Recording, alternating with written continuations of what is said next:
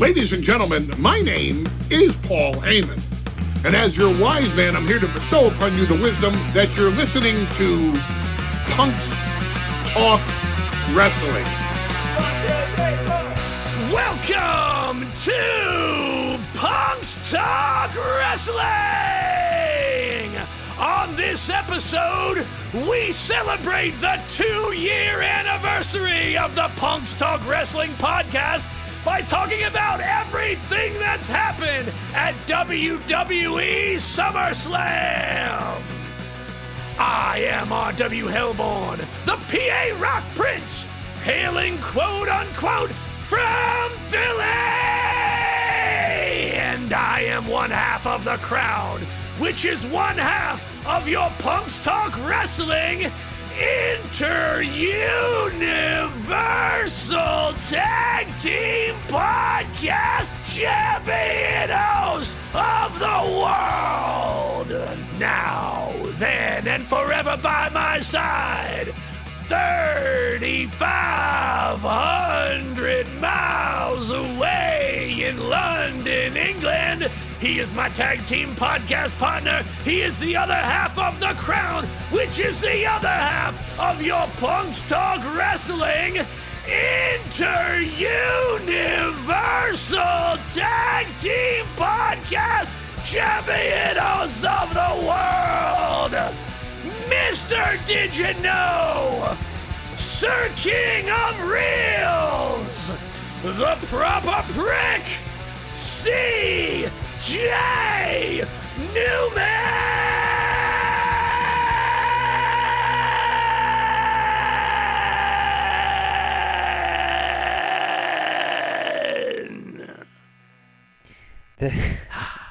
Did you know that this podcast has been going for 2 whole years? That's my Did You Know this week.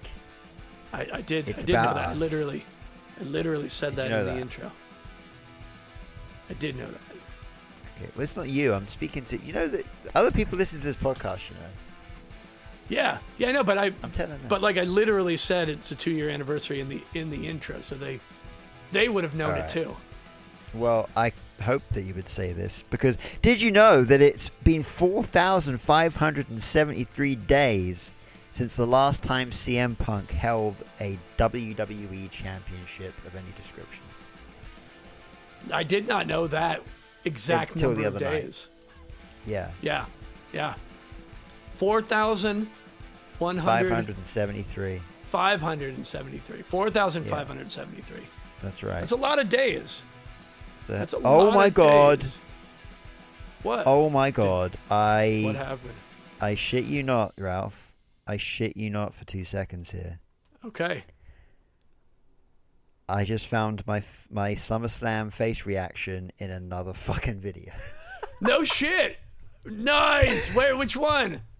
It's literally on the. I got my fact before we recorded from a SummerSlam 2025 by the numbers, and that's where I got my fact from this week. And I was just talking to you and scrolling my cursor along the bar here, and then I suddenly saw my own face.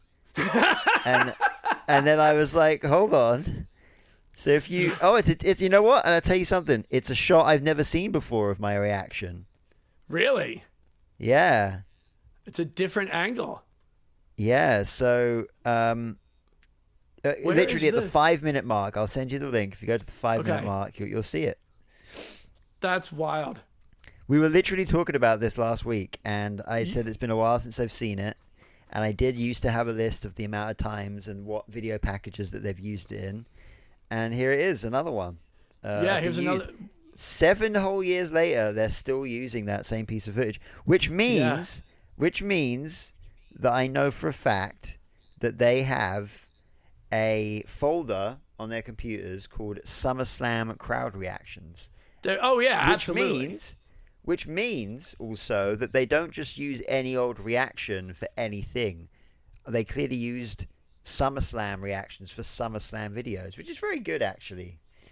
I think they are pretty good at those things because you wouldn't want, because you can see the name of the event in so many shots that they probably That's wouldn't. true. Yeah, they're very true. You kind of have to. And I'm sure they have so many shots, but that we probably are in one of the most reused crowd shots.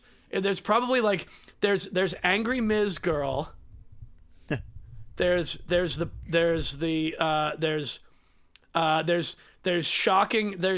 end of the streak guy.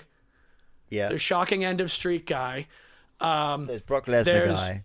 There's the Brock. There's that bro that looks like fucking Stifler. Like he's a Stifler looking motherfucker.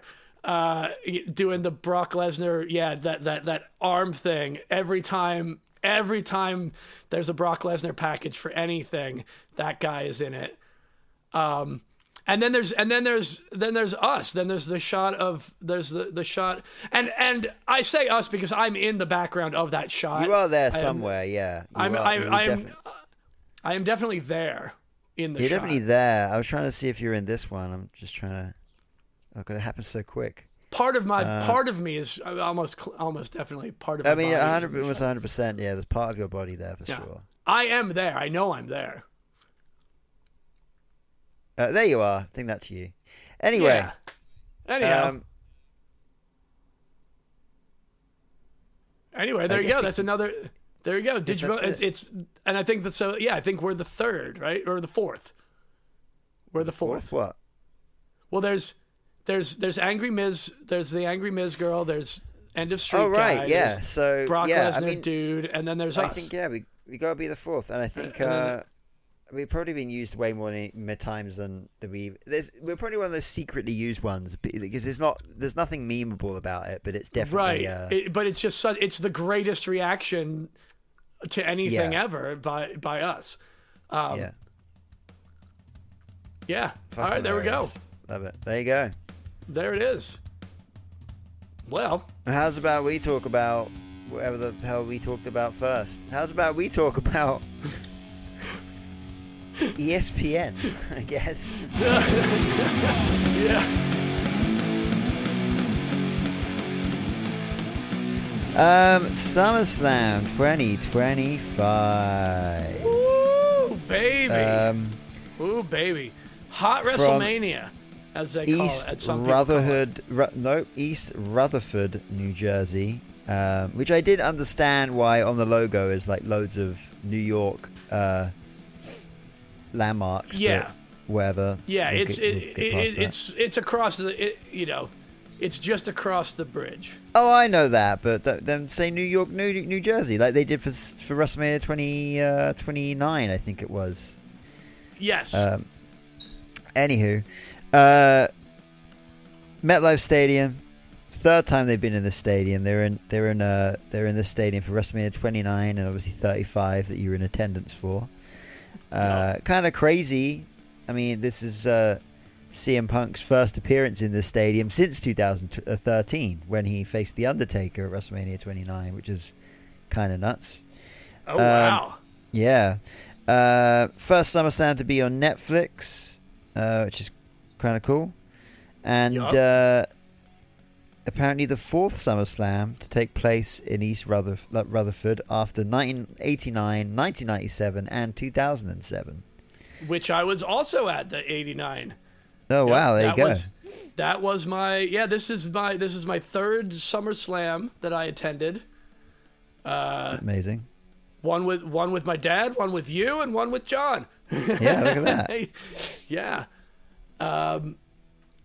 In 89 was in it certainly wasn't in the MetLife Stadium, didn't even exist. It was the old Brendan Byrne Arena. Yeah, Brendan Byrne Arena, yeah, that's right. Yeah, which is now it's not a publicly used arena. It's now used for like large scale concert, like a practice arena for right. When Taylor Swift wants to, when they have their 2 weeks of practicing everything, they go to the Brendan Byrne Arena. Okay. Stuff like that. So some rich history in East loads of Rutherford, New history Jersey. around that general area. For SummerSlam and for me. Yeah, for sure.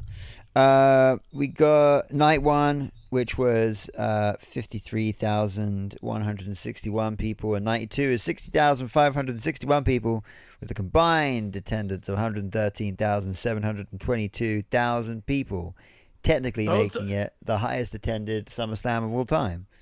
Absolutely. You got some, I think you do. Yeah, scroll down. Got some on-screen personnel for Saturday and Sunday. On-screen personnel for night one. Night one, Saturday night. Saturday night, night one. We've got a host of Cardi B. If you say so. Yeah, she was a host. She came out. She came out. I could barely understand what she was saying, but yeah, she came out. She came out. She did her hosting. Uh-huh. And therefore she was the host. I felt Cardi hosted. B. Yeah, I mean, I've seen hosts do less. You know who? Well, see, when my Rob bar for a host is The Miz, because he's always a great host. So the New Day were also a great host. Well, you know, and they were good hosts. They came out repeatedly. Yeah. Even when the Rock hosted WrestleMania that one time, he came out more than once. He did. But they played Cardi B's track more than once. Oh, did they? They played it a lot. Did.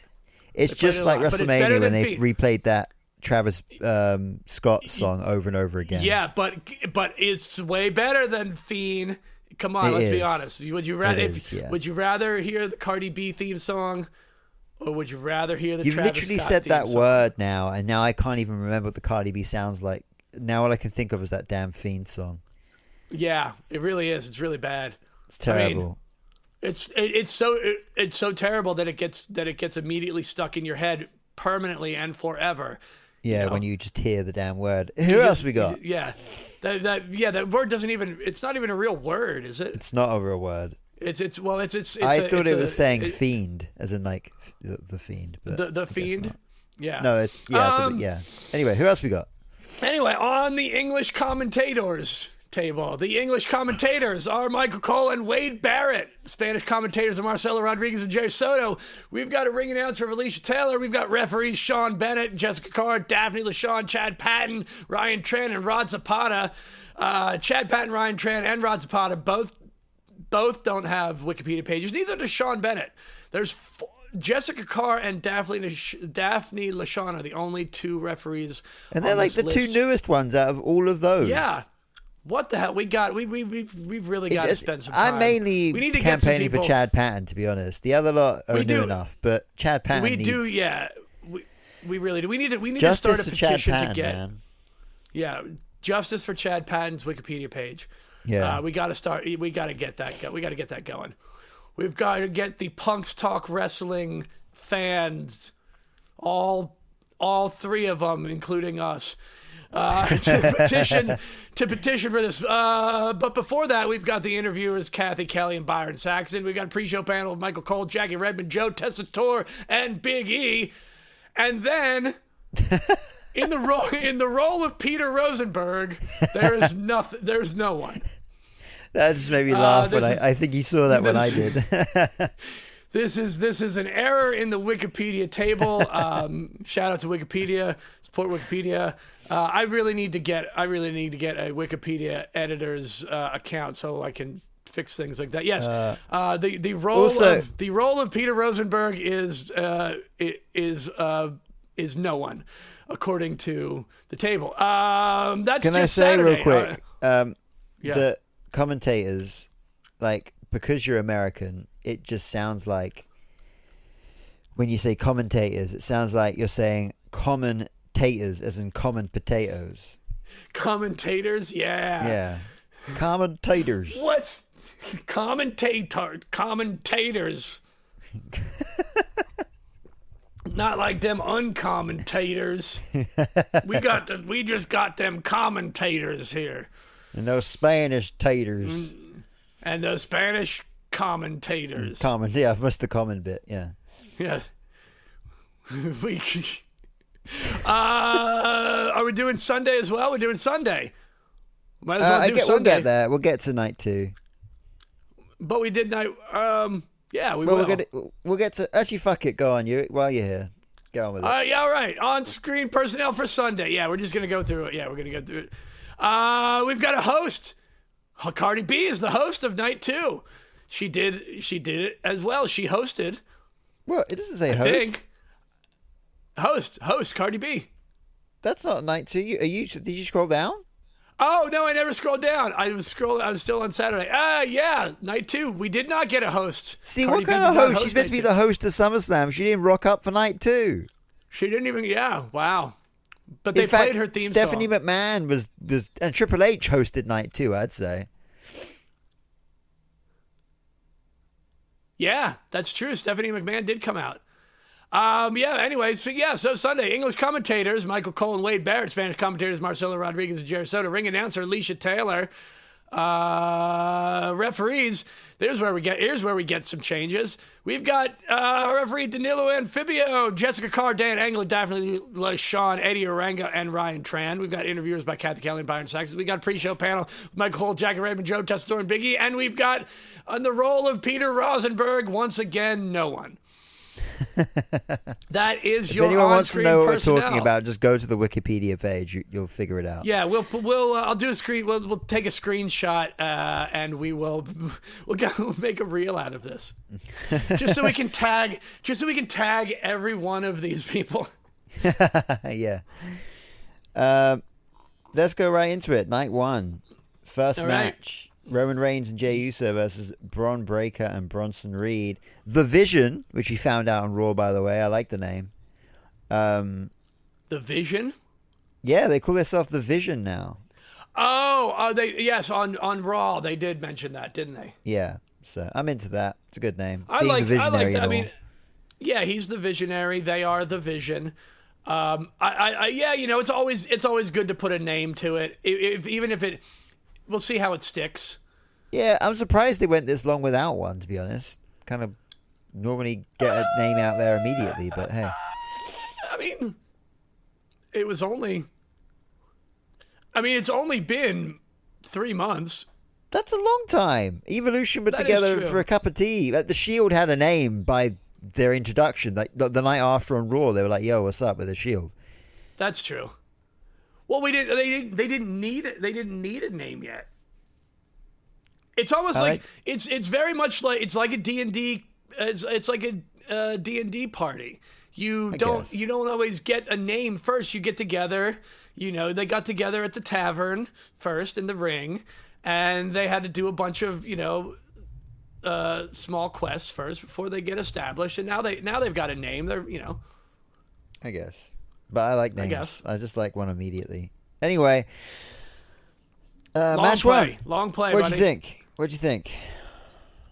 I think that it was an excellent match. I think everybody was into everyone. The fucking pop for Roman Reigns is always just astounding. Yeah, always. I think I think. Oh shit! Yeah, wait. You were in attendance for night 1. I don't even think I was in attendance. Yeah, I was in attendance. Yeah, it was. Yeah, it was phenomenal. Like, man, this is the first time I've been in attendance. Right? Wait, I'm trying to think. Have I been to a WWE live event since WrestleMania? Don't think you have. If I'm correct. Yeah, I don't think I have. I don't think you have. I definitely haven't. Yeah, I haven't been. I don't think I've been to a WWE live event since WrestleMania. Wow. Which means I haven't seen Roman Reigns as a face until That's right. I didn't, until now. Until now, yeah. And yeah, it was astounding. The crowd reaction. I think letting Jay get the win was super duper smart. I thought that was a good move. Roman taking that spear from Braun, and then everything about that match was great tag team wrestling by essentially 4 singles stars in a sense. Yeah, in a sense, like they're all I guess Roman and Jay were faction mates, and I guess Braun and Braun I keep wanting to say Braun and Braun, but it's not. Braun and Braun and Bronson. Yeah. Braun. I'm going to call them Braun from now on. Braun. You know what? Braun Breaker Bronson Reed sounds like that old John Jacob Jingleheimer Schmidt song. Like Braun Breaker Bronson Reed.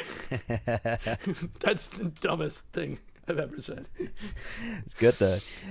Yeah. Oh, they also performed a 1D. That's cool. And we haven't seen that move in ages since the Usos haven't really tagged together in a while. So yeah. But yeah, that was a really good match to open up with. I kind of figured it would. I've always noticed that, I don't know if you've ever noticed, but since Roman Reigns has always either opened up or closed a pay-per-view or PLE. He's never in the middle. He's never ever in the middle. He's always at the start or the end. He's not a mid-carder.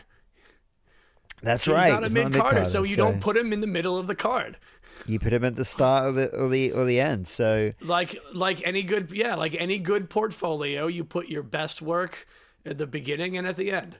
Yeah, there you go. So great match. As you said, it's good to see Jey Uso get the win.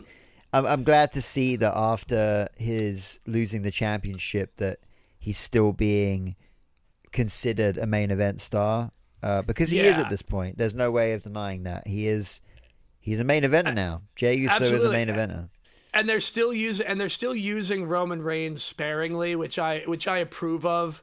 Yeah. But they're also he's not in the title picture right now.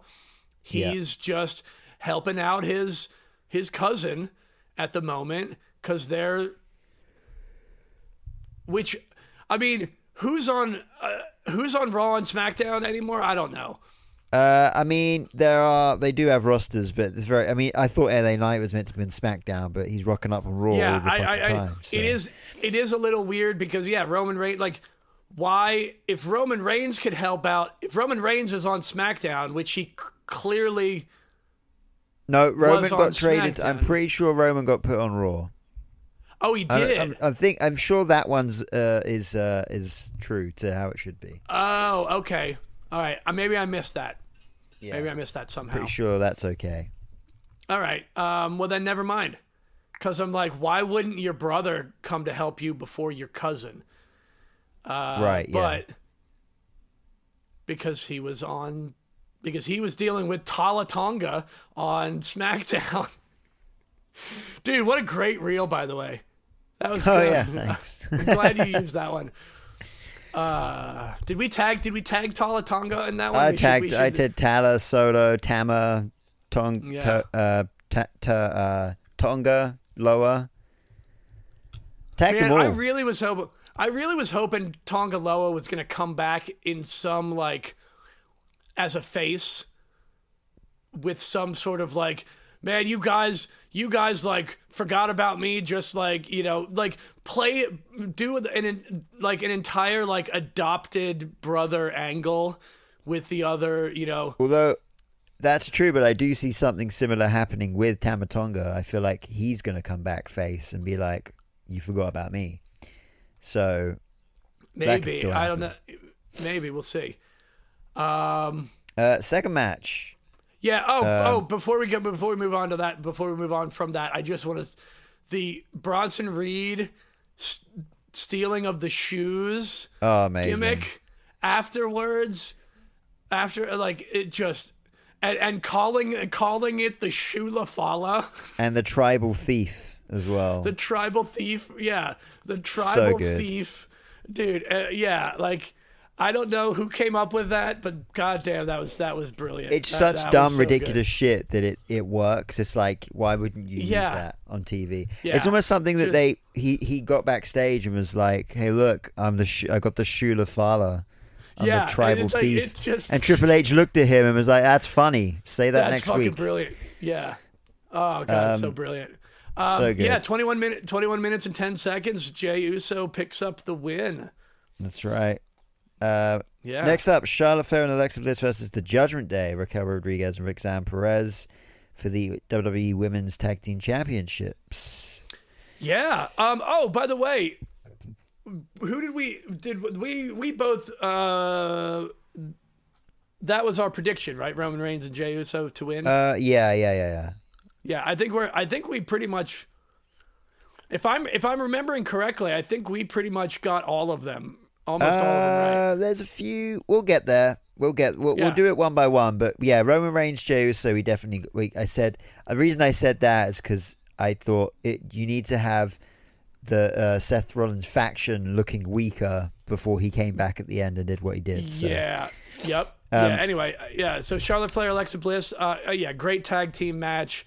Charlotte and Alexa pick up the win. New women's tag team champions. I mean, there's not a whole lot. I mean, not a whole lot to talk about in the match. It was, great match. Yeah, decent match. But yeah, just we kind of said last week, hopefully, we were thinking maybe the slow downfall of the Judgment Day. Although saying that, I think we were wrong with Night 2's prediction on that. But we'll get to that later. Yes. I think we were surprised. We weren't wrong. Surprised. Sorry, it's been a while. Yes. Sorry. It's been exactly. Yeah, it's been a while. We've got to get back into the swing of never being wrong. Of never being wrong.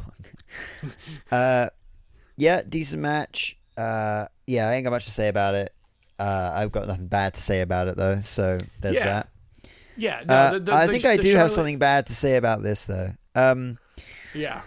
Sami Zayn versus Karrion Kross. Sami Zayn won. I effectively got anything wrong with Sami Zayn winning. I like Sami Zayn. We do, as he said last week, he think he could do with a bit of a shift in his character, but that's where that is. What's going on with Karrion Kross? Yeah. And he wasn't on Raw this week either, so that doesn't look good. Yeah. I don't know if they're trying to play. If they're trying to play another, we Seth want Rollins Cross situation on us. Well, yeah, another situation where, or like the R-Truth situation, right? And there was other stuff at the post show where people were literally chanting "We want Cross," and someone on the post show panel was trying to act like they were saying something else. And that's just not true. It's man, weird. It's a very weird one. I don't know. In the ideal world, this would be a great way to lead this to a very CM Punk 2011 pipe bomb moment. Do you know what I mean? Yeah, it very well could be. That I hope it does go to something like that, because it's ridiculous with the amount of money that he brought in from the merch. Like that's one thing that's like, dude, what else do you want? There's some other things that happen behind the scenes, and like you've heard. I honestly cannot imagine they're gonna just let him go. I can't. They might turn it into a work that they're going to let him go. That's all I'm hoping that's happening here is that obviously, apparently his contract from what I've read, his contract is up this coming weekend, right? So not only him, but him and Scarlett, right? Apparently their deals are binded together. I think he said himself in an interview last month. So I'm hoping that come round to Raw next week, after obviously you have or maybe the week after, you have a nice week-long cycle of about him being released, and they make a press release to say he's been released, and everyone loses their fucking minds over it. Yeah. And then the week after on Raw, maybe we could have him come through the crowd, grab a microphone, and lay out his grievances. Do you know what I mean? I would love that. There's and I know we try not to go too far into this kind of stuff, because I'd rather, to some degree, I'd rather not. It's the one thing that I like the least is storylines that really, too many storylines that revolve around their real contract expiring. Yeah. I mean, it can be done. I just don't want it to be overused, because we just did it with R-Truth. We've done it before, and if they're gonna do it with Cross, then there has to be a real payoff, because let's be honest, does anyone care about what's going on with R-Truth right now? I hate to say it, but It's everybody true. everybody went crazy. But what's he actually doing? He wasn't on Raw. It's almost like people just wanted him there still, but they didn't really care what they did with him. Right. That's true. And it's and now that I what I don't want to happen is it's all this talk online. They did this push. They got all this merch, but then it's just not sustained. It's just so weird. It is. I want to see him in a better role. I want to see him. I want to see him do stuff. And maybe it's just they're holding up. I want to hope that they're holding off until there's the appropriate amount of room for it, because there is so much else going on that is, unfortunately, it's still bigger than him. It's got to be the perfect. There's got to be the perfect thing that skyrockets him. He can't be in the storylines with Sami Zayn, and he can't be in stories with mid-carders. He's got to get into these storylines with main event guys. He's got to be, he's got to target Jey Uso or something. He's got to move up. He's got for to it move to up. matter. I think the big issue, I think a good way to execute this right now is if he does come back in some kind of anti-authority role. Maybe him coming through gorilla position and getting in Triple H's face or something like that would be cool. Or the thing is, you put him in a rivalry right now with a main event star. You kind of need him to beat that guy. Honestly, well, that's the other problem. Yeah, he has to win. No, that's the thing, and that's why he had to win against Sami. It would have been the next after Sami. He would have. That's it. He would have progressed. But he's 2-1 against Sami, and it's and I just don't know. I don't really know where you go from here. I don't know why this was this angle in the story. Whatever he was trying to get out of Sami, it clearly didn't work, and they weren't going to go that way. I don't know. Only time will tell. What the fuck are you doing find with out. Sami? One or two things will happen. It's just like everything in wrestling. It's either a work or it's not a work, and he'll either in a week from now we'll find out that he's been released, and then he'll arrive another company in a few months from now, or this has all been a work the whole time, and this is all part of the whole plan. So all we can do is sit back and wait and watch. Really. I don't know. I'm hoping for good things from it. Me too. But also, what the fuck are we doing with Sami Zayn? You know what? Honestly, I think he needs to. It just would have.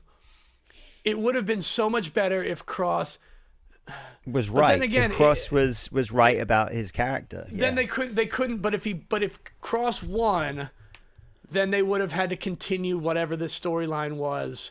And maybe and they can't play into the well, maybe they're going to release him, maybe they're not going to renew it if he had won. Sami Zayn needs to go away for a little while. Sami Zayn needs to go back to NXT or go to TNA. He needs to go away for a little while. Like he's not doing anything that matters. Which is such a shame, because when he was in the Bloodline, he was the most popular guy they had, and now it's kind of gone stale. Yeah. It sucks. Yeah, well, you know what? Blame who do you want? Who can we blame for that? Not very many people. Either the writers or Sami Zayn himself. I don't know, man. It's just I wish they would have done if they would have gone some route where Sami turned heel instead. Like maybe I don't know. I just don't know what the fuck they're doing with him. And I feel like the what the fuck are you doing with Sami Zayn problem became Karrion Kross's problem too, by association. Yeah. Anyway, 8 minutes and 10 seconds, and Sami Zayn just beat him. Pretty much, Yeah, it was like, he just it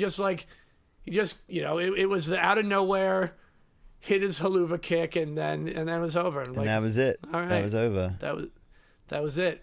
Yep. No struggle. All right. Tiffany Stratton versus Jade Cargill with the WWE Women's Championship. Yeah. I think we were surprised in this one. I think I said Jade Cargill. I think I was surprised. Yeah, I think we both were surprised by this. Yeah, but quite a short. Well, besides obviously the end of the card, like the shortest match of the night. Yeah. I mean, again, sometimes it's really hard to talk about any of these matches. It's not to say they were bad. It's just I will say it was probably Jade Cargill, one of Jade Cargill's better performances. A short match, but still a decent performance. So I'll give her that. I think this is. I don't know. It's hard. It's hard to have Jade. This was a hard one. I don't know why. I don't know why they had that. I don't know why they had Jade lose to Tiffany. I don't know why they had Jade in this match to begin with without having to win. It feels like and they she lost should have clean as well. Like there was no dispute in the matter. It's just she just lost. So and maybe it's just I don't know. Like there was nothing bad about the match. They both looked great overall, but they didn't get a lot of time, and it didn't feel like it mattered much. Yeah. I was very surprised. I don't know where we're gonna go with that. 7 minutes and 5 seconds, and Tiffany Stratton retained. We had Jelly Roll, Randy Orton versus Drew McIntyre and Logan Paul in a match I was really looking forward to, and I think it paid off. I really enjoyed it. How about you? It certainly delivered more than I expected. The crowd, the crowd was into it. The crowd was, the crowd popped for Jelly Roll. I think overall they really enjoyed the match. Dude put in some work. I was just reading. Right before we started recording, actually. I was just reading a quick thing as I was pulling up Wikipedia that it was apparently it was Jelly Roll's idea for him to lose. I did read that yesterday, because he said that, and he's right. Every time there's been a celebrity involvement and a celebrity match, the celebrity always wins. So I guess with this, he can always get involved again in the future because he has a reason to. So true, it works, and and you know what? That's just one more sign of how much he respects the business, because there's always and there's always a lot of online controversy, because there's it's only ever online controversy. There's no real world controversy about it. You know, pretty much. When celebrities get involved, and it's just like, dude, they've, you know, I say the same thing when I do get involved in online discussions. It's like WWE has literally been doing this since the very beginning, since WrestleMania 1, you know, since even before WrestleMania, there was Muhammad Ali and Antonio Inoki were involved in and even before that, not in the WWE, but we had Andy Kaufman. Like, we've always had celebrity involvement in professional wrestling. We had, exactly, dude. Like one of the biggest things about wrestling in the 70s was the involvement of a celebrity that Let's think about it. We just had Jelly Roll and everyone else on the Tonight Show, or the Late Show, and we had Andy Kaufman on the David Letterman show back in the day, in the 70s. So yeah, it's like, anyone who complains about celebrity involvement is always wrong. They're always wrong, and even the Travis Scott stuff, you're wrong. By the way, you saw the text that I got. I did see the text. Yeah, and he did. I was given the clearance to talk about, not that, like, who listens to this and who's ever even going to care, but like the fact that the idea, the whatever going around, that like WWE is pissed with Travis Scott and like all this stuff, and they pulled him from the 2K game and this, that, the other. Completely false. 100% false. Dave Meltzer made up bullshit. Like, I literally have the text from someone at 2K who, you know, that says, yeah, that's bullshit. Like, and it's just funny to me. It's just funny to me that, like, it's not real. Like, no one in WWE is mad at Travis Scott for anything. You know, nobody at 2K is mad at him. The reason that it didn't happen was because there were scheduling conflicts, and there was a conflict. There was a conflict over royalties and likeness rights. That has nothing to do with anyone being sour or anyone being pissed off or mad. It's literally just a contract and scheduling issue. Exactly. It's not real. Anyway, yeah. But I thought this match, I really enjoyed this match. I'll say it. I've said it before, and I'll say it again. Like, say what you want. Say what you want about Logan Paul, and, like, you know, we can always talk about a wrestler's personal life to the cows come home, like you could do with anyone on the roster. But Logan Paul gets it more than some people who have been wrestling their entire lives. He understands his job. He is so damn good at it. And you know what? You know, like, Heather doesn't watch wrestling, you know, to the degree that I do or you do. But much like Adriana probably does, she, time to time, will sit down and catch a match or catch a show or whatever when you're watching it, right? And Heather did the same, and she watched the Jelly Roll match with me. And, like, anytime she sees Logan Paul, like, she is entertained by him. She thinks that he anytime he's on the mic or any of his tiny little things he does, like, for example, when Randy and Jelly Roll were posing with Randy Orton's pose when they did the entrance on the turnbuckle, Logan Paul just got into the shot and just imitated them doing the pose, and then just, like, waved his hand at them. It's such a small thing, but it's just so dumb and it's stupid. Oh yeah, and he knows how to work the audience. He knows how to work his opponents. He knows how to work.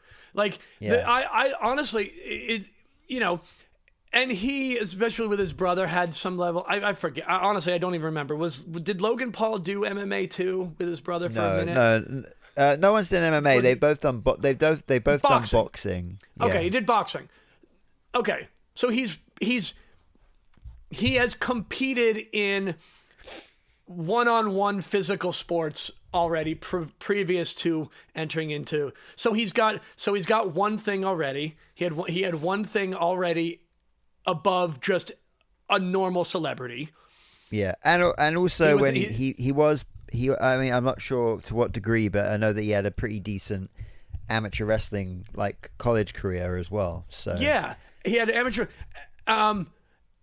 Honestly, he is probably the closest, I would say, to Kurt Angle that we have in the WWE right now with the way, and by that I mean his level of athletic ability, his situational awareness, his ability to pick the things up so quickly that you needed to know, his ability to work the mic, work a crowd, work camera angles.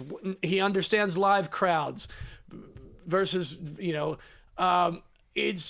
he just gets every facet of the entertainment. He just gets it. He gets this. He gets the business, and like every time he's always trying to do stuff different new stuff. And like when he did his spot with the announcer's table at SummerSlam, and he wore the camera glasses, which got that amazing shot as well. Like ridiculous like that, things like that. The drone shot that he did, like catching doing the drone selfie stuff. Like he's always pushing boundaries. Dude is fantastic. In the lead up to the match, when they had their one interaction, and he was calling Jelly Roll an outsider and a celebrity, thing. Yeah, it's so, and that's so self-aware, right? Like, saying that stuff is so self-aware. But the fact that his work, his body of work, and proves that he's not an outsider. Like he really does get it. Like you can hate him, but the only reason you can hate him is for how good he actually is. Yeah, and honestly, since the start, since Netflix, the Raw debut on Netflix, he said he was going to be a full timer. And honestly, I think besides maybe a month, he has been around full time. He's even wrestled matches on Raw and SmackDown. Like he has been around.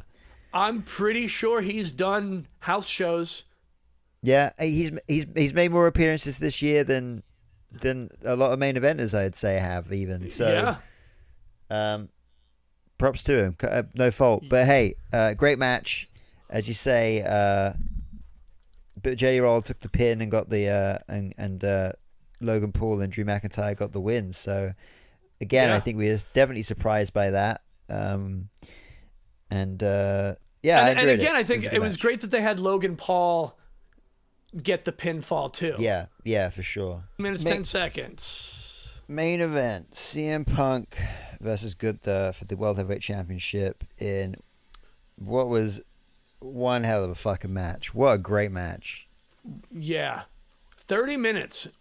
30 minutes and 20 seconds was the time. Yeah. Is the time for that match. By far the longest match of the night. Yeah. This was, I think I'd say CM Punk's best match since he's returned to the WWE. Oh yeah. Oh, I wouldn't maybe not by far, but I'd say certainly... after this, I would say the Raw premiere with Seth Rollins is probably up there. I really enjoyed that match, but this was and obviously the Hell in a Cell with Drew McIntyre, again, great match. But this was by wrestling standards, this was one of CM Punk's best matches, but one of the better matches I've seen this year. Like the fact that they didn't even exit the ropes for that entire half an hour was incredible. It's so hard to keep, especially a modern day wrestling audience. Shit, you're right. They didn't exit the ropes at all, not once. There were no dives, there were no spots at the announcer's table, no barricade spots, nothing. Yeah. Wow. Well, you know what? Which is also weird considering every match every single match this night, the first night, was a regular match. Like there were no stipulations of anything. No.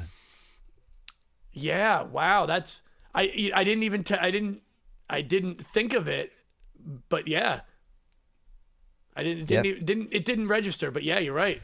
It got like crazy. 20 minutes into the match, and that's where I started to pick up on it. And then by the end of the match, I was like, shit, they didn't leave the ring once. Like, they told the entire story in the ring, and that's such a hard thing to do in this day and age, especially to keep the crowd engaged and entertained. But they were laying their shit in, like, they were beating the absolute piss out of each other, and it was you know what? And I have not heard any single person mention that at all. Right. Well, not once that entire match was inside the ring. That's awesome. Yeah. There you go. We notice things that no one else notices. We Damn are right. the best at everything that we do in the realm of this podcast. Of just this podcast. Yeah. Yeah. Yeah. We are the greatest. But yeah. At our own podcast. No one can do our podcast better than we can. No one can do this podcast because we have all the login details. Exactly. Great match. Match of the night. Nothing really beats this, honestly. It was just fucking stellar. Well, yeah. And after a hard fought half an hour, we have a brand new World Heavyweight Champion, CM Punk.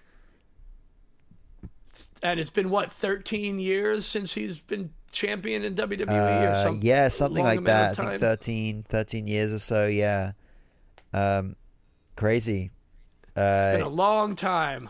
It was a great moment. You could tell it meant a lot to him winning that championship. But here comes something else, because last week we made our predictions, and now we were right in our prediction. Now we were 100% right. We called it. But I will say, I did make that prediction on a whim. It's definitely what I wanted to happen. Did I think it was going to happen? I wasn't so sure. I was definitely on the fence. I was like, yeah, but this injury hasn't been too convincing, but I'm convinced enough that it's an injury. Like, he doesn't need to be public about it. But I was reading yesterday. Seth Rollins had an interview. Apparently he was dropping his kid off at school with the knee brace and crutches. He was going to the gym with the knee brace and crutches. He was buying his groceries with knee brace and crutches. Oh yeah. Everything. Yeah. He even lied to his own family about it. He even told his own family, not Becky, but he even said to his own family that he was injured. So he 100% went in on that bit, and I love, and it paid off. Yeah, I mean, it had to have been the plan all along, 100%. right? Like, because he didn't have a minor injury in the middle of the match and then think of it and then come up with it. Like this had to have been the match with LA Knight, which is how we got how we got that match on Raw. Obviously, which is another great way of telling that story. Like, great way of putting LA Knight into a World Heavyweight Championship match too. Yeah. The night after, it's okay that he lost, and he lost by he won, I guess. He technically. Yeah, he technically won because he won the match via disqualification. Yeah. Which means he has another supply, he has another, way to get a rematch. Yeah. Which is great. Good for him. I mean, I don't think that LA Knight is going to beat Seth Rollins for the World Heavyweight Championship, but it's great seeing him in that program with him. Yeah. Yeah. Also, is LA Knight's on Raw? Was he on SmackDown? Is meant to be on SmackDown, but here he is, so whatever. Right. Okay. All right. I wasn't crazy about that either. He was just on SmackDown. Okay. Anyway, man, Seth cashing in, the whole walking out on the music hitting and then him walking out on crutches was was great in a way of like, oh, I'm injured. You know, like the last bit of the play was just making my presence known and being like, yeah, you won, but I'm still here. I've still got the money in the bank. And oh, by the way, nope, I'm dropping the crutches.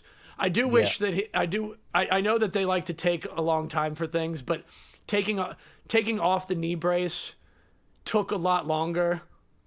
Right. Like I wish he had like the knee brace like a quick release so that he could have dropped it a little quicker, because after he dropped the crutches, it would have been great to have.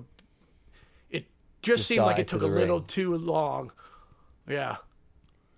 Other than that, I mean, that's honestly, being critical. If he just came out on crutches, that would have been enough. Like, right, if he had come out on crutches without the knee brace, I think people wouldn't have noticed as much immediately, or they would have been like, wait, he's not wearing his knee brace. Yeah. But anyway, either way, it still worked. It still got the reaction. Yeah, it's still a great moment. Still another. And they were able to. They're calling it the ruse of the century instead of the heist of the century. Right, the ruse. Yeah. Well, because that heist, I mean, technically that heist. Well, oh yeah, a century is 100 years. I was like, it's a different century. I was like, nope, it's just a different decade. Yeah. Yeah. Close the show with Seth Rollins as the world heavyweight champion once again. Right. You know, I mean, yeah. What do you say? It was perfect. It was great. What was it like in person? Yeah, it was the crowd reaction was, it definitely came across. It was thunderous. It was incredible. Everybody was losing their shit. Yeah, I bet. That's amazing. Yeah, everybody went home happy. That's all you want from the end of a PLE, right? Is people to just be losing their fucking minds. So surprised and lost their minds. That's right. That's all you need. And that ends night one. That ends night one. We'll get to our gradings at the end. Well, of night one and night two once we're done, I think, and then we'll kind of come up with an average score. Yeah. Yep. Night two. I mean, we can give our score. We can give our score for night one now, and then. All right. Yeah. Sure. Yeah. I'd give it. If there a 17 or an 18 as well, I'm thinking. Yeah, I was right in that. I was right in that range. I was thinking 17. I mean, it was great. It was great. I think I'm going to call it 17. I think the opening match, Punk and Gunther, obviously the cash in. I think the Jelly Roll match was great. Everything in between was just, okay, and I think that's what brings it down.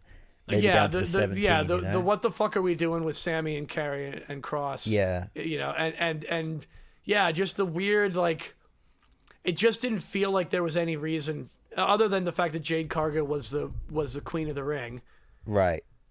Which they barely even mentioned.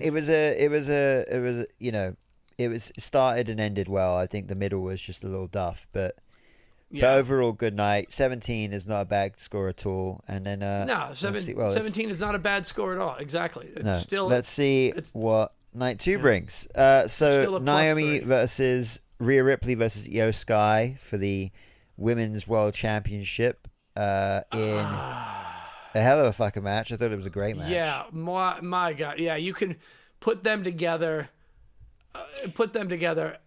Just keep doing this match. You could have this match 100 times. Yeah, exactly. Anytime you get Rhea Ripley and Io Sky in a ring together, I mean, we didn't talk about it on the podcast, obviously, but Rhea and Io's match from Evolution is probably my favorite women's match of all time.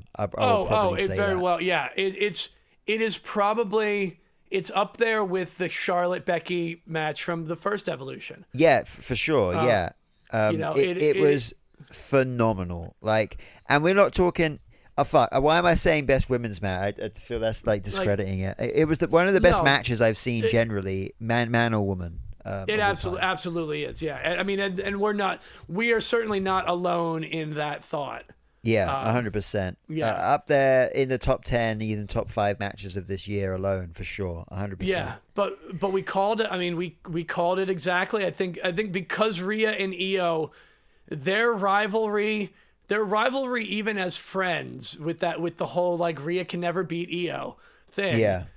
It gave Naomi the room to like, they did exactly what we thought. They teamed up on her initially, and then it was Rhea versus Io again, and then right, and then their focus on each other undoubtedly made them both lose.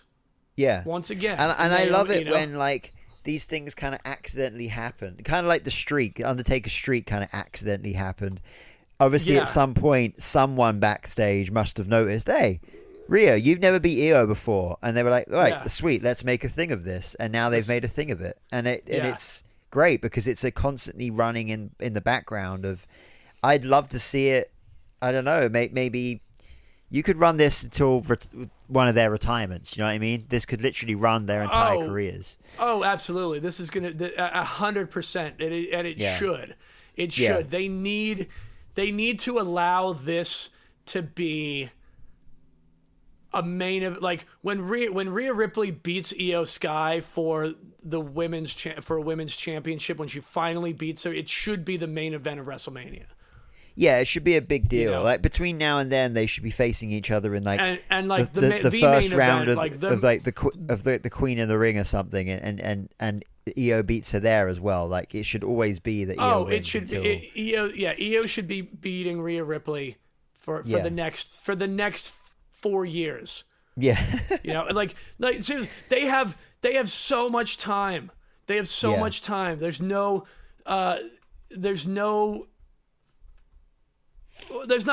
a big rush. I mean, Io Sky is 35. Yeah. That's not old. Rhea Ripley is younger. She's Rhea Ripley's 20s, 28, like so she's got 28. There we go. Yeah, she's 28, so she's got even more time.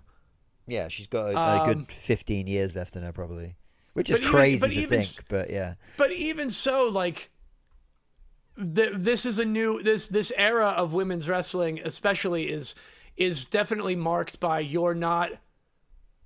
wrestling in general is allowing for despite some people online criticizing the older wrestlers not losing their spot. I'm like, well, fuck you, man. Randy Orton's still great. Like that's why he's still top spot. Like people are having careers.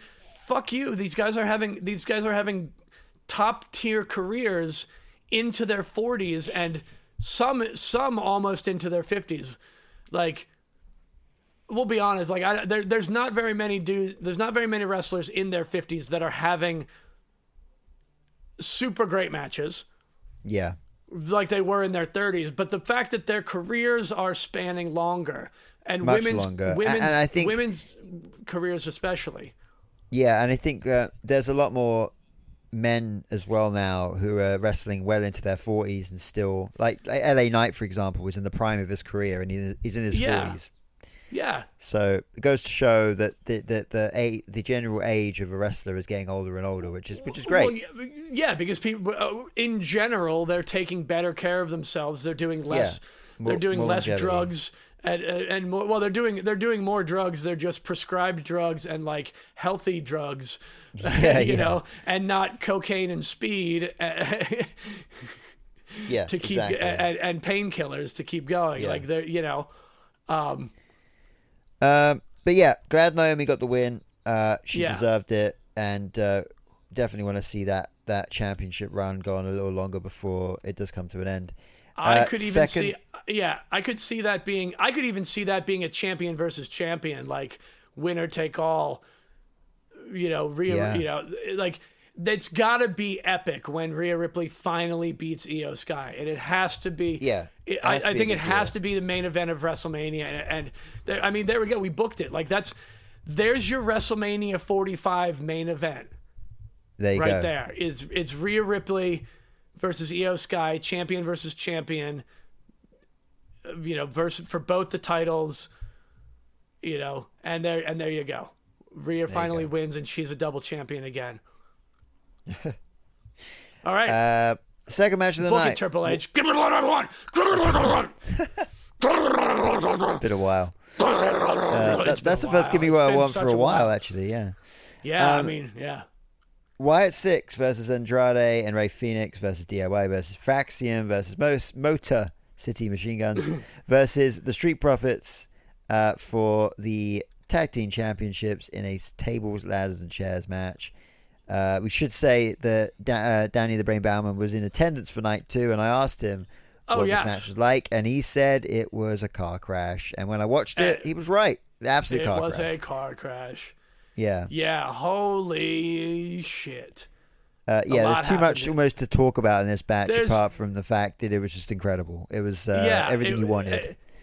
And people can have opinions on outside interference during TLC matches, but you know what? That's what happens when you're dealing with the crazy factions and stuff. But no, fuck it, man. Like, remember TLC from WrestleMania 17? Rhino, Spike Dudley, Lita. They all got involved. Exactly. All three of those teams had a third member get involved. So it's par for the course. Yeah. So I mean, but holy shit, the ladder spot, Candice LeRae going through the ladder. I know, Jesus Christ, I did not expect that at all. Wow. And that's the first time I've ever seen the ladder literally snap in half as well. Normally it just bends. That literally just snapped in two. Their interview, the post show interview. I need to see that. You said to watch it, and I haven't watched it yet. Oh god, it was just hilarious. Okay, I need to check that out. Yeah, it was just. I love DIY. Again, we were saying it last week, and I still don't understand. All 6 of these tag teams entered at SummerSlam, and the crowd was dead. No one reacted to a single one of their entrances, and by the end of the match, everyone was losing their fucking minds. And this happens in a TLC match, and it happens in a normal tag team 2-on-2 match. I don't know why these guys aren't getting reactions. I think Street Profits are amazing. I think DIY are putting on some great heel work. I think Motor City Machine Guns are like exciting to watch. Fraxium, as much as I can't stand them, are exciting to watch. I don't understand why no one's getting reactions. I can understand. To a degree, I can understand the issue of the entrances for this. You just came off of. We're less than 20 minutes into the show, and we just came off of that first match. That women's triple threat match was insane, and there's a lot of intros for in succession, and everyone's saving their energy. I guess they're saving their energy for the match itself, or they're saving their energy for the rest of the night. I think there were 2 problems with this, and I was talking to John about this yesterday when we were at lunch. We went out to I know this is tangent, but it's semi-relevant. There's a bar near here that does Whiskey Wednesdays, that has like. And it's like a package with a cheesesteak kind of thing. Anyway, so we went to the bar for lunch and to discuss wrestling and recording scheduling, because I'm going to be in the studio later this month recording some more solo stuff. And we got into I only mentioned that just so I could plug the fact that I was doing some solo recording. That's all. It really has nothing to do with any of this. But we were talking about the fact that this suffered from its placement in the card for a couple of reasons. I feel this match should have been later in the night. One, the Wyatt Six entrance is way better at night than it is during the day. Obviously, yeah. And I also think the next match suffered because of going after this match. So it did, for sure. Yeah, I think that's part of the problem is people were not cheering for them during the entrances because they know there was going to be a bunch of spots, and they know there's going to just be a lot of shit for the rest of the night. I think I can't say exactly why, other than I feel like it wouldn't have happened if the placement of this match was different. You know, honestly, I think the steel cage match should have been in this place. If you would have switched, it's tricky though when you've got a whole bunch of matches on a card. They're all stipulations. It's hard to put any match before or after another because of how exciting they could possibly get and how exhausted a crowd can get from a match. But a TLC match is one of those matches where it's spot after spot after spot. So I mean, we'll move on. I mean, getting to that, obviously, the Wyatt Six keep the championships in a great match. And we move on to Becky Lynch versus Lyra Valkyria in an ODQ no count out last chance match for the Women's Intercontinental Championship. And it was, the crowd was started to get engaged. I think obviously the stuff with the zip ties didn't help. She slipped out like twice. And it was the second time was way more obvious. Yeah, I honestly, everything else about the match was so great. I thought it was a really well-built match, and I think if it wasn't for the zip ties, it could have been a bit more engaging. It was nice to see that towards the end of the match, the crowd was still cheering for Lyra, so they didn't blame her for it. Yeah, no, I know. For it. But I think it was unfortunate that it was so blatantly obvious on camera. Yeah, and the commentators tried to, like, commentators commentated on the fact that she got loose. And then they were like, "Oh no, she didn't," and it's like, shit, you fucked it. Yeah, it would have if anything gets taken away from that match, I think that it's one of those things that everyone else should know from now on. If you're in a situation where you're using zip ties or using something like that, and you accidentally get out of it, you accidentally got out of it, and you just got to go you're from out there. Of it. That's it. Like, because think of something else. Yeah, you can't trust it. It's they didn't blame her, but it sucked the immersion out of it. That's part of the problem. It broke the story. It's like it's like seeing one of the wires in a movie, and like of someone flying. You know, a superhero flying, and it's like, oh wait, there's the wires that they're hanging on for the shot. I'm like, right. It just sucked it right out of it. It takes away from it. And because we were coming off of that crazy TLC match, any amount of anything that sucked you out of it really sucked you out of it. Yeah, for sure. You know, and unfortunately, it suffered. At the end of the day, I'm glad. I think we were right. One, we were right. I think we were right on the TLC match too. I believe we said the Wyatt Six was going to retain. I think so. Yeah. And we also said that Becky Lynch was going to retain. That's right. I think we did. We were right. We were right about Naomi retaining. So we've been right about everything. I think we've been right about everything. We've only been surprised about Tiffany Stratton and Karrion Kross. I think we both. Oh, and Drew and Logan. We definitely thought that Randy and Jelly would. That's true. Yeah, we were surprised. We were surprised about the entire middle of day one. Yeah. All right. So but 25 minutes. I mean, they gave him so much time. 25 minutes and 20. They gave him a lot seconds. of time. Yeah, it was the third longest match of the whole weekend as well. Actually. Yeah. Real quick, we might need to get quicker because our landlord's visiting between 4 and 5, which is in 20 minutes. 20 minutes, yeah. Okay, yeah. Let's wrap it up. All right, sweet. Solo Sikoa versus Jacob Fatu, steel cage match. It was okay. It wasn't the best thing in the world. It was all right. The highlight obviously was Jacob doing the moonsault from the top, but Yeah. That was obviously after the match. And yeah, we got the expected run-ins, the expected shenanigans by the MFTs. Yeah.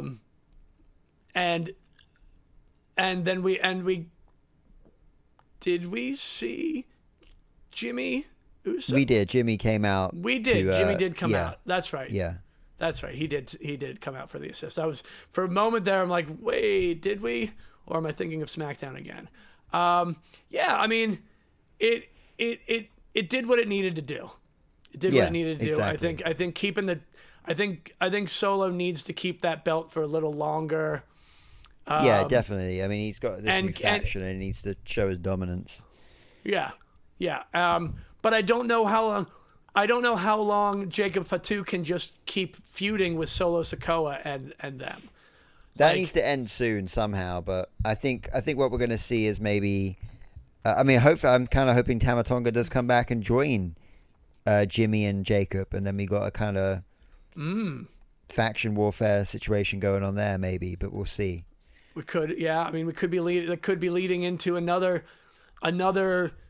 This is like it's like the spin-off it's like the spin-off series from the successful Bloodline series. This is like a spin-off, yeah. Yeah, Solo Sikoa and the MFTs are the Frasier to the Bloodline's Cheers. Yeah. It's like one of those 10 fucking Walking Dead series that happened after The Walking Dead. Right.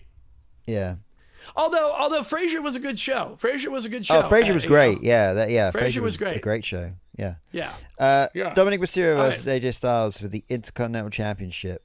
Shortest match of the night, but I had a lot of fun because it was everything about the match was great. Tribute to Eddie Guerrero. So the whole match was basically the entire match was. AJ Styles came out in custom Eddie Guerrero inspired gear. It came out in a lowrider. Like, I don't know why he decided to do that, just to fuck with him. I guess, like, just to fuck mind with Dominic. Games. Just fucking with Dominic. Yeah. Because Dominic, the attire he wore was the same attire that Eddie wore at SummerSlam when it was the custody of Dominic match. Oh, right. That is same attire. So there you go. Yeah, Dominic Mysterio celebrating his 20th year. Dominic Mysterio also SummerSlam, a SummerSlam anniversary. Yeah. You know? So shout out to Dominic Mysterio. Rey Mysterio Eddie Guerrero match happened 20 years ago at SummerSlam. So Yep. So once again, we've got Dominic Mysterio is a honorary Punks Talk Wrestling SummerSlam anniversary sharer. I don't know. Rolls off the tongue, doesn't it? Just rolls right off the tongue, right? Yeah. And then we get to the main event: Cody Rhodes, John Cena, Street Fight Undisputed WWE Championship. This match, again, longest match of the entire pay-per-view of the whole weekend, nearly 40 minutes. I fucking love this match. Just the match alone, I thought it was great. I thought they didn't lean too heavily into the weapons. It was a good mix. They kind of went up around the spot with the raising platform at the entranceway. Was such a cool little that spot. Was great. That was just, superhero movie shot. Yeah, exactly. It was just so silly and over the top, like the lighting and everything. But it was great. And what happened under the ramp? You don't know. You don't know what he did. Like, how did he knock him out? Exactly. Who knows? You have no idea what happened. Yeah. But yeah, just a fucking great match. And I mean, not the outcome I expected. The two outcomes that we said were either Cody turning heel or it was a whole ruse by John Cena that he hadn't turned face. So, but it looks like they've just kind of, I think, very quickly dropped the heel run of John Cena. Yes. It was just done so quickly on SmackDown, and it was just like, it felt a bit weird to me. Everyone seems to have accepted it. I'm looking at, like, the response generally seems like, cool, we're just happy to have normal John Cena back, but I think it was just dropped in a rush. Well, yeah. And it makes 100% sense why they would do it, considering what happened after the match. Well, yes, for sure. I'm not going to get, we're not going to dive into all of the things that not other people are better into. But it makes sense that they would want John Cena to be a baby face, specifically when going against someone who they need to make sure that you're going to boo him. And there's very real reasons for people to want to boo him there are reasons people have for wanting to boo him as a person. Yeah. And all of those, at the same all of those time, reasons are alleged. All of those reasons are like there are more. It is a moral issue only. Yeah, but I think you will be surprised that I still think that. Obviously, we're talking about Brock Lesnar here. Yes, I think you'll be surprised. I still think he's going to get cheered every single time he comes out. Honestly, the thing is, it's extreme. Yeah, it's hard to talk about any of it without it. It's a unfortunate situation. In the most horrible way that unfortunate, saying it's an unfortunate situation. I mean, as I said, we won't get into it heavily. I think all I will say about it is just like from the legal standpoint is that obviously the stuff that Vince did is very, very fucked up. The Brock Lesnar's involvement in it is honestly by name, mentioned by name. Like nothing has actually physically happened. Brock didn't physically do anything, but he's mentioned in these things, and you can and based on any of those things, you can speculate. People can come up with their opinions on how they want to feel about all of that stuff. Yeah, exactly.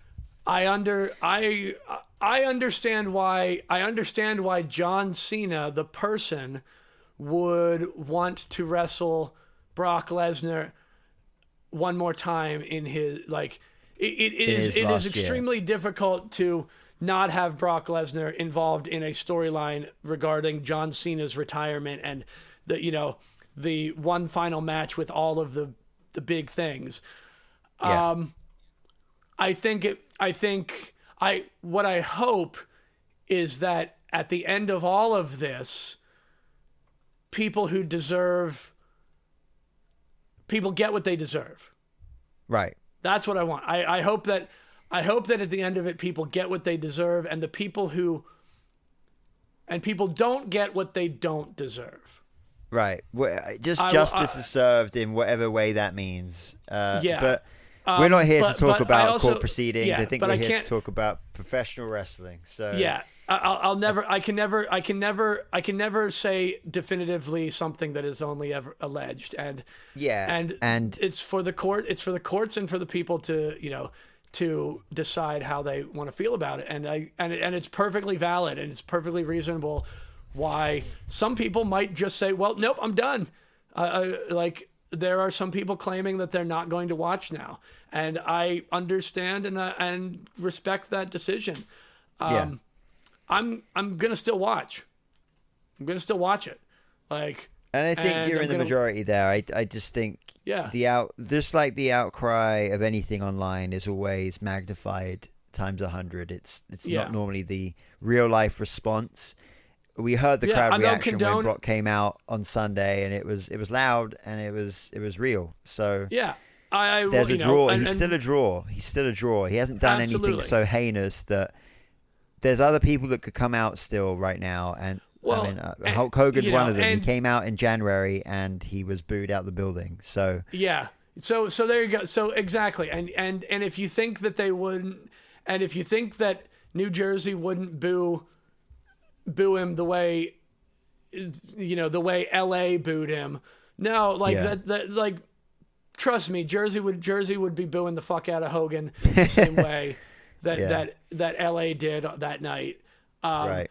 It's yeah. I mean, it's weird. It is weird, but you know what? That's for the laws and the courts to decide those things. Exactly. And then I wasn't there. So I don't know. What we need to worry about is John Cena's now facing Brock Lesnar at some point. So at some point, and not for the title and not for the championship. So he's not retiring with the title unless he wins it again somehow. He becomes an 18-time champion. Yeah, like that's another weird thing. That's like I don't. But night 2, what do you give night 2? Overall, I'll give it. I think the same. I think no, I would give it an 18. I'll give it an 18. I'd give it an 18. I'd give it one more, I think. Yeah, I'd give it one more. But with that, what would you give SummerSlam in general, 2025?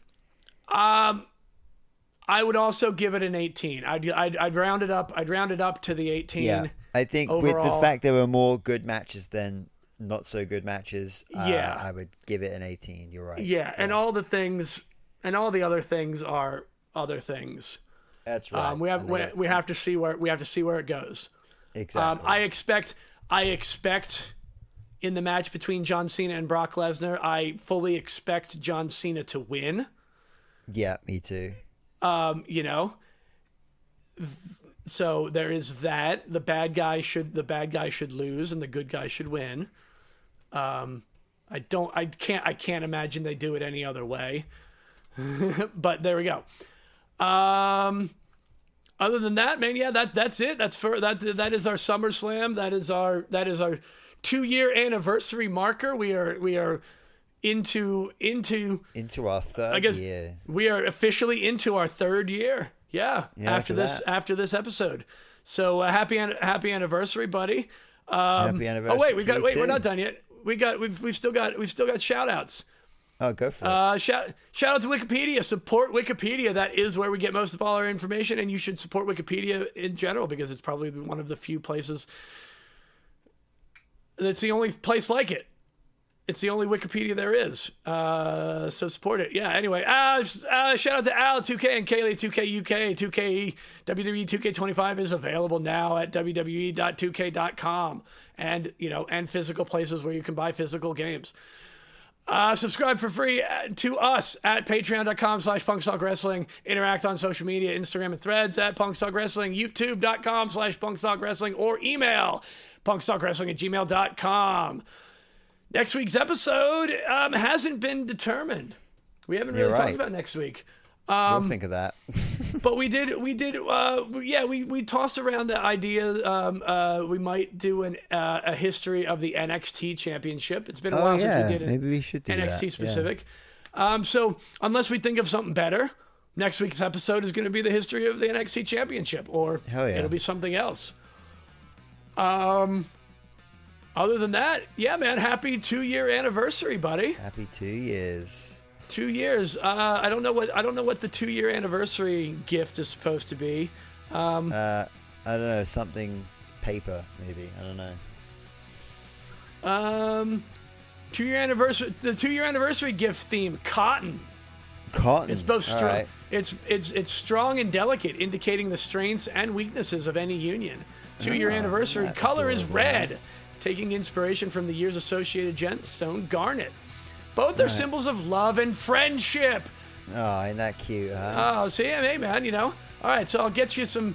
Well, you know what? I mean, the shirts on WWEshop.com are 100% cotton. They're probably maybe not. I'll get you a red T-shirt. They're probably not 100% cotton. They're probably partially cotton. They're probably 50% cotton. They're probably mostly polyester, to be honest. It's probably mostly it's a cotton polyester blend. Yeah. But we'll find it. Yeah, maybe. Anyway, there you go. Cotton. All right. Year 2. Happy anniversary, Cotton. Happy anniversary. Thanks, man. Yeah, you're welcome. All right. All right. Bye.